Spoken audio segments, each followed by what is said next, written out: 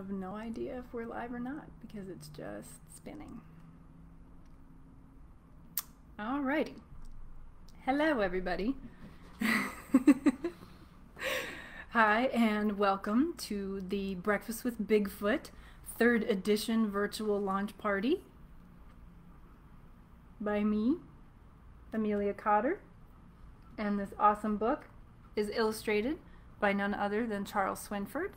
And I want to thank everybody for coming tonight and remind you that you can use the links in the description to check out the book and get your own copy. And you can also win a copy by making a comment here throughout the party time. And my personal question to you is if you're comfortable telling us if you believe in Bigfoot or if you think it's just a bunch of Squatch, or if you would love to believe in Bigfoot, because that's kind of where I'm at. I'm somewhere in the murky wilderness there in the middle. But I do love a good Bigfoot story, and so I'm going to share one with you tonight that I wrote. Also, I'm going to share a little bit about the backstory of Bigfoot, and then if you want to stick around for a little bit afterwards, you know I love to read spooky stories, so I'll read one short story from each of these. And it'll be a good time. So, to get us started off, let me also introduce you to my little friend here. This is my little monster. He's a dragon, JP Grunts. So I don't have any Bigfoot monsters to share with you, but maybe you also have a favorite monster. I used to get so much Bigfoot stuff, and people would send me so much Bigfoot swag that I had to ask people to stop sending me Bigfoot things, but I did used to have a weird collection of Bigfoot dolls that mysteriously disappeared over the years. So anyway, the original story idea for Bigfoot came about around 2005 and 2006, way back in the day when I was in college and I was writing joke stories with my best friend Gretchen Hendrick, and the main character, Gretchen, in the story is named after her. And later, after I moved to Chicago and decided to become a writer for reals, this was actually the first thing that I tried to publish, and it was the first book that I tried to publish. I thought I was going to be like a children's book writer, and then things sort of took a different path. So this ended up being the 3rd book that I put out, but it started in 2010, and I've worked with 3 different publishers now to continue to produce this. Now it's in its 3rd edition. It's already 10 years old. Of course, with these wonderful illustrations by Charles Swinford. The original illustrator was fired in a dramatic fury.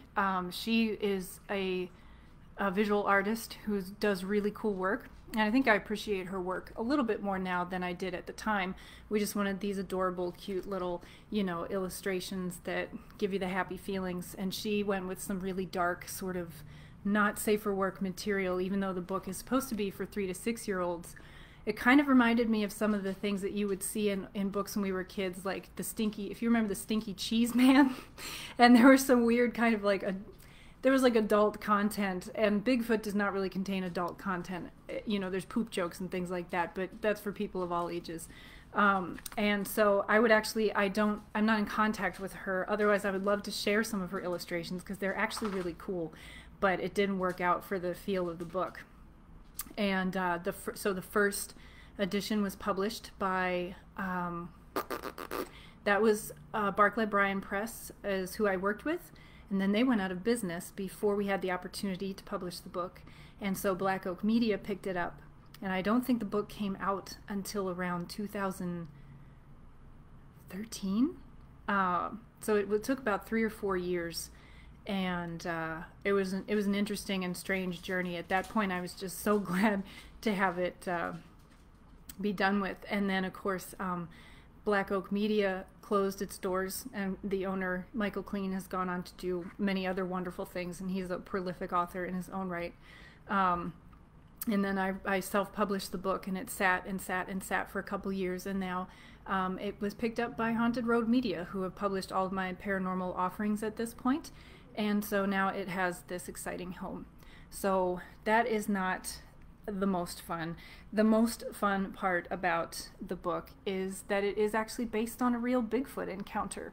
So, real quick, and then I'll get into the story itself. But if you're familiar with the story of Albert Osman in 1924, he was allegedly kidnapped by a Bigfoot in the woods, and this happened up in the wilderness of British Columbia, where he felt that, or he claimed that he was carried through the forest by a Bigfoot while still in his sleeping bag, and was taken to a giant Bigfoot nest with a family of big feet. There was like elder big feet, and then like a mom and dad, and then like two young kid feet.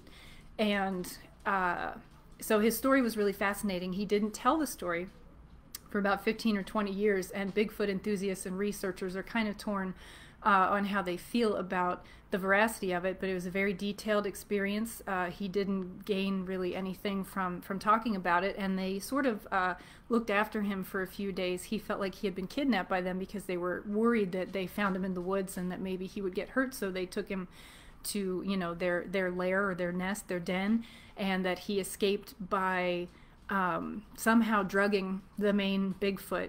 Again, also, you know, not real safe for work, not kid-friendly material, and then ran away, and then didn't tell anybody for years because he didn't want anybody to think he was crazy. Now, well, how about that? So when I first heard about this story, and there's a whole podcast, Astonishing Legends does a great podcast about this, I thought this would make the premise for a wonderful children's book if you would just change a few little details. But kids love and are fascinated by, and there are common threads in children's literature that have to do with, honestly, with kidnapping and with being away from your parents and being deep in the woods and facing different fears and challenges, and of course monsters. So there's nothing very scary in this, and it does go over some wilderness safety principles for the youngins. That gives it a little bit of a different edge, so it's not necessarily a paranormal book. But yeah, so I always loved this story. I wrote the original version 15 years ago, and I will read this again for you now. So this is still the second edition. I'm waiting on the third edition to come in the mail, and then of course I'll share pictures and everything with you all. And thank you to everybody who's here right now. So Samantha and David have already commented. They will be entered to win a signed copy. If you want one, make a comment too. All right, so Breakfast with Bigfoot. Let's be very sophisticated. The dedication is for my other favorite mysterious woodland creatures, my dog, Oscar, and all of my beloved reptile friends. You know I have many. All right, ready? Gretchen loves camping in the woods with her family. Today she explores new trails. The woods are quiet, full of sunlight and shadow. But now it's getting late. Time to go back to camp. Gretchen turns around. Whoop, there's Gretchen. She follows the trail back. She passes familiar trees and flowers and rocks. But soon she starts to wonder, is this really the way I came? And now it's getting dark. Zoom in. There we go.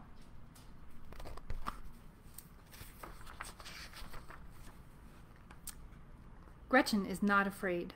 She learned what to do at nature camp. 1. Stop where you are and wait. 2. Stay calm. 3. Make yourself a safe and comfortable place to sit if it's getting late. Soon somebody will come looking for you. Gretchen is very tired from her long day of walking in the woods. She gathers some large branches from the pine trees nearby. She lays them neatly in a pile, then climbs onto her comfortable new bed. She tries to stay awake, but soon she falls asleep.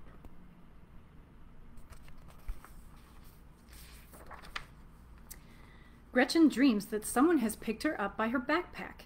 Now someone is carrying her through the dark, cold night. Oh, what's that smell? What's that terrible, awful, stinky smell? It's Bigfoot. Gretchen is wide awake now. She is being carried by someone big and hairy and smelly. It's the mysterious creature known as, everybody shout it, Bigfoot. Bigfoot is very gentle. He puts Gretchen down in his own odd-looking nest. He gathers more pine branches for himself to sleep on. Gretchen is scared, but she remembers what she learned in nature camp. 1. Stop where you are and wait. 2. Stay calm. And 3. Make yourself a safe and comfortable place to sit if it's getting late. Soon somebody will come looking for you. Gretchen decides that this is a safe and comfortable place after all, and she will watch the woods to see who comes looking for her. But she is so tired, and so is Bigfoot. Isn't he a cutie? They both lie down. For a long time they watch each other with one eye open and one eye closed. Soon they're both fast asleep. Before they know it, morning comes. Bigfoot wakes Gretchen up. It's time for breakfast. Bigfoot has gathered a handful of acorns for the two of them to eat. Yum, yum, yum. Thanks, Bigfoot. You are very nice, Gretchen says politely, but I can't eat those acorns. They'll break my teeth. Bigfoot looks like he doesn't understand. Bigfoot picks Gretchen up and carries her to a nearby stream. She sees big shiny fish swimming in the clear water. Bigfoot puts his hand in the stream and scoops up a fish. He offers it to Gretchen. I'm sorry, I can't eat fish raw, she says. Bigfoot looks a little sad.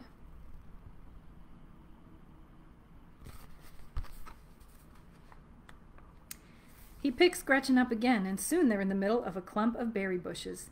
The berries are so big and juicy.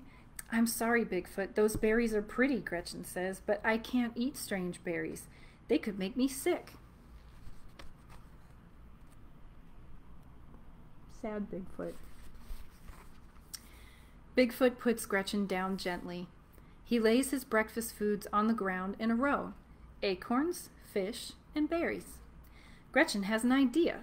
Maybe Bigfoot will like my people food. She opens her backpack and finds the tasty snacks that her mom always packs for her. She lays them out on the ground. She puts a peanut butter sandwich next to his acorns. She puts some goldfish crackers next to his fish. She puts some grapes next to his berries.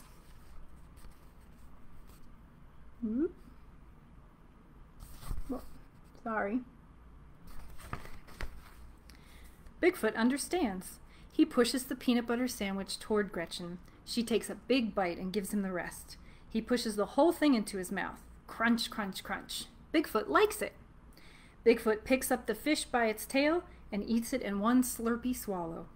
He hands Gretchen a goldfish cracker. She throws it high into the air, opens her mouth wide, and swallows it whole. Bigfoot crams all the berries into his mouth. He smacks his lips. Smack, smack, smack. Gretchen picks up the grapes one by one.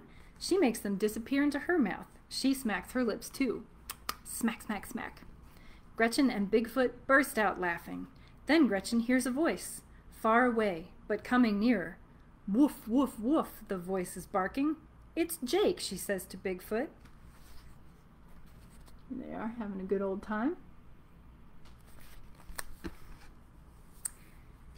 Gretchen is afraid that Jake will scare Bigfoot. I have to go now, she says to her friend. It was nice to meet you. I really liked breakfast. She goes toward her dog's voice, turning around once to wave goodbye to Bigfoot. He waves back and disappears into the woods. What a guy. When Jake reaches Gretchen, he's so excited to see her, he knocks her down. She tries to hug him, but he's too busy sniffing her all over and wagging his wiggly tail. Snuffle, snuffle, snuffle. Then she hears another voice. It's coming nearer too. Gretchen, Gretchen, the voice is calling. It's Dad, she says. Dad to the rescue in his matching backpack and shirt and jeans. When her father reaches her, she jumps into his arms. They have a big hug. Mom and I were so worried about you, Dad says. I'm glad you're all right. Then he sniffs the air and checks the bottom of her shoes. He looks puzzled. But what on earth is that terrible, awful, stinky smell? The end. The end, ladies and gentlemen, yes. That's it, folks. Breakfast with Bigfoot. So, and I hope that you enjoyed it, and I hope that you will consider picking up a copy of your own. And I, of course, have plenty to sign and send to you as well. So if you also wish to win a copy of the book, you can leave a comment. Hi, Brenda. I see that you left multiple comments as well, and that you do believe in Bigfoot. All right. You can also retweet my pinned tweet over on Twitter. We're going to announce the winners shortly after this, because Jonathan and I are leaving for a trip tomorrow. So we're going to try to not leave you all in suspense tonight, and then go have a good time on our little mini vacay that we're going to be taking. So speaking of which, a little bit of house cleaning business. This will be available on YouTube sometime by the end of the week or early next week. And for those of you who have been craving Spooky Story Tuesdays and have been looking forward to this for a while, there will be a triumphant return of Storytime in October, and you can find the details on my website, and of course I'll share it out again. But we're going to do Snake Nanigans and Stories every Thursday in October at 7 p.m., 6 p.m. Central Time. That's going to be Snake Nanigans and Stories. It is going to be basically Spooky Story Tuesdays, except on Thursday and with more snakes. We're going to do some snake trivia and snake facts and introduce you a little more thoroughly to them, and then of course tack on some really cool stories for ghost fans, ghost story fans of all ages. So definitely come back for that as well. And then the other exciting news is that I have 2 other books that I've been working on. And one of them is a book about the old Baraboo Inn, haunted history and stories about that wonderful place up in Baraboo, Wisconsin, that will be coming out in spring, also from Haunted Road Media. And then this poetry book that I've been working on for a million years is set for publication with a new publisher that I haven't worked with before in June of 2021, and I'm still waiting on when I'm allowed to announce more about that. So if you want to stick around, and again, I'll announce the winners shortly after this is over, and we're going to put all little names in a hat. You can win by leaving a comment or retweeting my pinned tweet over on Twitter. And I'm also excited if Scott Marcus happens to be around or listening, or anyone that, you know, I was helping advertise for the Haunted Galena ghost tours and their podcasts and everything earlier this year with Spooky Story Tuesdays, and now we're going to be taking the Haunted Galena tour tomorrow night, because Galena is our little vacation destination. So I'm really excited about that, and I hope to see you all back here on October 1st at the same time for Snake Nanigans and Stories. So the next story that I want to share, I searched around for little kid-friendly monster stories, and I didn't find too many in the house, but these I think will suffice pretty well. And this one is from Ghostly Tales from Folklore by Alvin Schwartz, and illustrated by Victoria Chess. The Haunted House. There was a big old house where nobody lived. Everyone said it was a haunted house. "Let's go inside," David said to his sister Anne. "We're not supposed to," she said. "Don't be a scaredy cat," he said. "It would be fun." At last, Anne said, "Okay."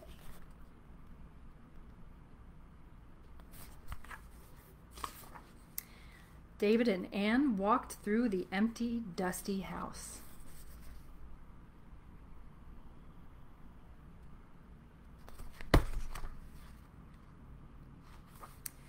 "There is nothing here," Anne said. "Let's go home." "Wait," David said. "I want to see what's behind that door." David opened the door and walked into the room. Anne waited a few seconds. Then she sneaked in after him. "Boo!" she shouted. David screamed. "It's only me, silly," Anne said. "Oh, who's that?" "I know," David whispered, "but what is that behind you?" Whoop. It's a monster. It's a big old friendly green ghost. He looks just like J.P. Grunts. All right, and one for the road from one of my favorites, of course, In a Dark, Dark Room and Other Scary Stories. Another good haunted house classic. We'll read the title story, In a Dark, Dark Room. In a dark, dark wood, there was a dark, dark house. And these illustrations are by Dirk Zimmer, but this is also by Alvin Schwartz, and you know that I love Alvin Schwartz.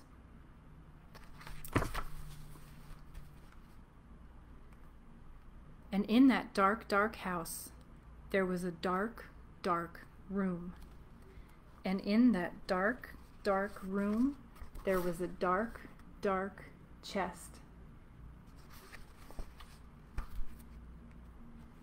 And in that dark, dark chest, there was a dark, dark shelf. And on that dark, dark shelf, there was a dark, dark box. And in that dark, dark box, there was a ghost. He also kind of looks like J.P. Grunts, huh? No offense to you, JP. All right, so that was it. That's short and sweet. And I just want to see if there are any questions and if everybody wants to get in their vote about whether or not they believe in Bigfoot. Let me take a look over in the comments here. Jennifer Long wants to believe. That's where I'm at. I'm in the same camp. Thank you for the applause. Does anybody have any questions about the book, about Bigfoot? I don't know. I do a monsters presentation where I talk about a little bit of everything, but I'm by no means a Bigfoot expert, just a Bigfoot enthusiast, especially when it comes to, you know, good folklore. If not, then I'm going to let everybody go. I will send you away one more time with another little advertisement and pitch to check out the links to the books to order your 3rd edition. I can also supply the 3rd edition myself if you're interested in a signed copy. And actually, Jonathan and I are planning by the end of this year to have a new online store where you'll be able to order copies, signed copies of books and some other cool things. But that's still kind of, we're fleshing that out, so stay tuned.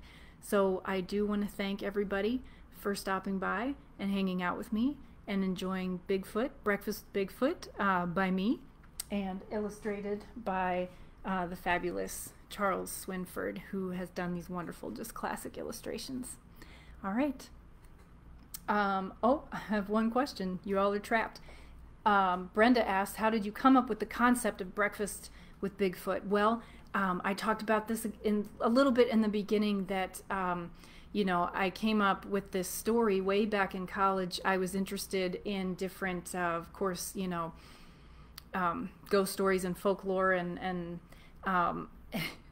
Bigfoot stories, and I was doing some research, and I don't think I mentioned this, I ended up on the Bigfoot Researchers Organization website and was sort of scrolling through sightings of Bigfoot, and I found the Albert Ostman story, which has since been covered extensively on different TV programs in the media, and it's one of the most famous encounters where this dude in 1924 up in the wilderness in Canada claimed that he was kidnapped by a Bigfoot and taken to stay with its family, and that he survived the encounter, that the Bigfoot were very friendly and, you know, amicable towards him, and that and he didn't tell the story for many, many years, which some people say lends some veracity to the story, and other people cast it in some doubt. But if you're interested in that, there's an awesome Astonishing Legends podcast that covers it. There's some good material online about it too.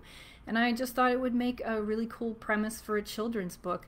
At the time, I just wanted to be a children's book author. I had no idea that any of this was going to happen as far as like other, you know, paranormal pathways that landed in front of me. So Bigfoot was the first book that I wrote, but is, as of now, the last one that I managed to publish. So if that is everything, I do want to thank you all again. I miss you. I miss our story times. And I hope to see you again on October 1st for Snake Nanigans and Stories. Everybody have a good night. And if you have any other questions or if you need anything, you all always know where to find me. Okay. Winners announced shortly, okay? Bye, everybody.